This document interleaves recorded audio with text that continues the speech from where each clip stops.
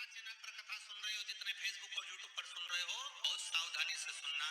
जब जीवन में कहीं समस्या खड़ी हो जाए, कहीं बहुत विकट समस्या है और कोई हल ना मिल रहा हो जाता है जीवन में, कोई कोई घड़ी ऐसी आके खड़ी हो जाती है जहां पर हमको सोचने के लिए भी समय नहीं है। तब शिव महापुराण की इस पवित्र कथा में आप लोगों से कहना चाहिए, घी का दिया लगाइए अगर चालीसा का पाठ कर रहे हो हनुमान जी का, और बहुत ज्यादा संकट है, बहुत ज्यादा परेशानी है, तो हनुमान चालीसा का पाठ करो तो तिल्ली के तेल का दिया लगाओ, काली तिल के तेल का दिया, तिल का तेल का दिया हनुमान जी के सामने आसन बिछाकर, बहुत तकलीफ है तो 3 पाठ प्रतिदिन करो, और एक आसन से जितने समय 9 बजे अगर आप बैठते हो पाठ करने तो 9 बजे ही बैठना है। अरे हमारे सीवर में घड़ी पूजा की दुकान है, हम अब कई परिचित उनके यहाँ चले जाते हैं, हमने पूछा क्यों रे तुम्हारे तो सारा अगरबत्ती रखी, धूप बत्ती रखी, दिया बत्ती रखी, सारी रखी, ये घी का पैकेट भी रखा, उसमें नाम भी लिखा है, ये काय का घी असली है भगवान की पूजा। अरे गुरु जी कोई असली है,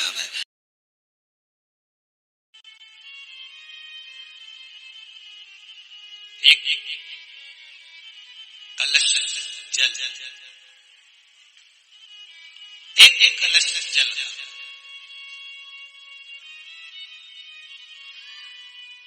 एक बेलपत्र, कभी कोई विशेष कार्य है, अटक रहा है, बहुत दिन से लगे हो, नहीं हो रहा, एक कलश जल, एक बेलपत्र। शिव मंदिर में जब बेलपत्र लेकर जाएं, बेलपत्र रखी सीधे हाथ में, उसके ऊपर रख लिया कलश, उसमें जल भरा हुआ हो, अपनी कामना कर कर मंदिर में पहुंचकर कलश को उल्टे हाथ में लेकर बेलपत्र को पहले अशोक सुंदरी वाली जगह पर, ये डंडी का जो भाग है जहां से पानी बहता है, अशोक सुंदरी की जो जगह होती है, और ये पत्ती उस जगह पर उसको रख दें, अशोक सुंदरी वाली जगह पर, और शंकर भगवान को सीधे हाथ में जल लेकर अशोक सुंदरी वाली जगह पर जल समर्पित कर कर शंकर भगवान के चारों ओर जल छोड़कर फिर शिव जी के शिवलिंग पर जल समर्पित करें। लगभग 2 या 3 सोमवार लगातार प्रतिदिन एक बेलपत्र समर्पित करें, और अगर आपने लगातार 2 सोमवार या 3 सोमवार कर लिया तो जो अटका हुआ कार्य है ना, मेरा देव अधिदेव महादेव उसमें सफलता प्रदान कर देगा, ये विश्वास। अशोक सुंदरी की जगह पिता जितना अपने बेटे की नहीं सुनता, उतनी अपनी बेटी की सुनता। बेटा मां को प्रिय होता है और बेटी बाप को प्रिय होती है, बेटी पिता को प्रिय है।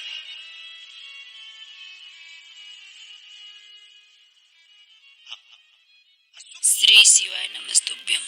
आप में से कितने लोग बैठे हैं जिनको मार ठोक के बिठाया हो? बैठे रहना, कथा में चलो, जाना पड़ेगा, कथा सुनना पड़ेगी।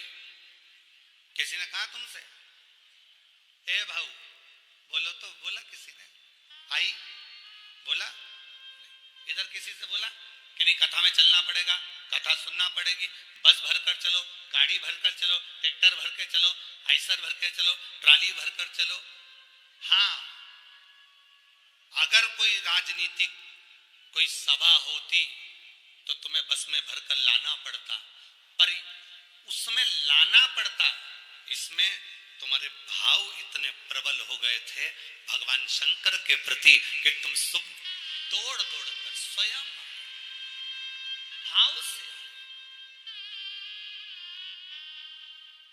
केवल एक देवाधिदेव महादेव एक ऐसे हैं जो ना तुम्हारा कपड़ा देखते हैं, ना तुम्हारा आभूषण देखते हैं, ना तुम्हारा श्रृंगार देखते हैं, ना तुम्हारा शरीर देखते हैं, केवल एक देवाधिदेव महादेव ऐसे हैं जो तुम्हारे हृदय का भाव देखते हैं कि यहाँ जो आया है वो मेरे लिए आया कि नहीं आया। शंकर जी के मंदिर में एक लोटा जल चढ़ाया तो भाव से चढ़ाया कि नहीं चढ़ाया, दिखावे से तो नहीं चढ़ा रहा, मेरा भजन दिखावे से तो नहीं कर रहा, वो केवल भाव देखता, वो केवल। शिवाय नमस्तुभ्यम। मंगलवार को हनुमान जी के सामने, जैसा कि पंडित जी ने बताया है कि कोई भी समस्या अगर आपकी चल रही है, समाप्त होने का नाम नहीं है, तो आप काले तिल के तेल का दीपक हनुमान जी के समक्ष जरूर अर्पित करें। और जिन लोगों की कुंडली में मंगल दोष है, तो आप मंगलवार को शिवलिंग पर कुमकुम भी चढ़ा सकते हैं। अपने घर में लाल फूल वाले पौधे लगाकर उनकी देखभाल जरूर करें।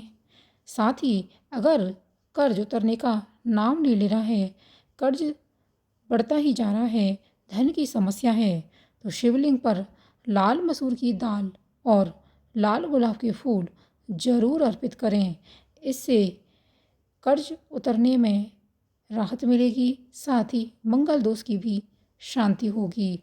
मंगलवार के दिन अगर आप हनुमान चालीसा का पाठ करते हैं हनुमान जी के समक्ष, तो हनुमान जी आपकी प्रार्थना जरूर सुनते हैं। मंगलवार के दिन अगर आप शिवलिंग पर बेलपत्र में शहद लगाकर अर्पित करते हैं, तो आपको किसी भी तरह की परीक्षा में बार बार जो कि असफलता मिल रही है, अगर आप बेलपत्र पर शहद लगाकर शिवलिंग पर अर्पित कर देते हैं, और बेलपत्र के बीच की पत्ती पर ही आपको शहद लगाना है और इसे शिवलिंग पर चिपका देना है। ऐसा अगर आप लगातार 4 मंगलवार भी करते हैं, तो आपकी प्रार्थना भगवान भोलेनाथ तक जरूर पहुंचती है और भोलेनाथ आपकी मनोकामना को शीघ्र पूरा करते हैं। अशोक सुंदरी वाली जगह पर शिवलिंग को अगर आप चंदन अर्पित करते हैं, जैसे कि कुमकुम, चंदन, रोली और गुलाब आप यहाँ अर्पित करें, और साथ में वस्त्र के रूप में मौली के धागे अर्पित करें। फूल, बेलपत्र जो भी आपके पास है, या दूर्वा जो कि गणेश जी को अर्पित की जाती है, आप अशोक सुंदरी, देवी अशोक सुंदरी और सब परिवार को धूप दीप दिखाकर इसे अर्पित जरूर करें, तो आपकी यह मनोकामना भगवान भोलेनाथ जरूर पूरी करते हैं। जैसा कि दिखाया गया है कि शिवलिंग पर अशोक सुंदरी का स्थान कहाँ होता है, आप इस जगह भगवान शिव और माता पार्वती की भी पूजा अवश्य करें। शिवलिंग के ठीक सामने बीच में जहाँ उभार होता है, वहाँ अशोक सुंदरी का स्थान होता है। अशोक सुंदरी की पूजा के लिए सोमवार का दिन बढ़िया होता है। अशोक सुंदरी की पूजा करने के लिए सुबह जल्दी उठकर स्नान करने के बाद पूजा का सामान आप रख लें। शिवलिंग पर गंगा जल और शुद्ध जल डालते हुए अशोक सुंदरी के स्थान और शिवलिंग पर जल जरूर अर्पित करें। ऐसा अगर आप करते हैं, तो देवी अशोक सुंदरी आपके जीवन की हर समस्या दूर हो जाती है। भगवान शिव आपकी प्रार्थना जरूर सुनते हैं और आपकी जीवन में जो भी समस्याएं चली आ रही हैं, वह भगवान शिव उन समस्याओं को दूर अवश्य करते हैं। अंत में आपको ये विश्वास जरूर बनाए रखना है कि भगवान शिव मेरी प्रार्थना जरूर सुनेंगे। दोस्तों, आज के दिन आप इस उपाय को जरूर करें। आपको यह जानकारी पसंद आई है तो चैनल को सब्सक्राइब कर लें, वीडियो को लाइक, शेयर, कमेंट करना ना भूलें। मिलते हैं अगली वीडियो में। धन्यवाद।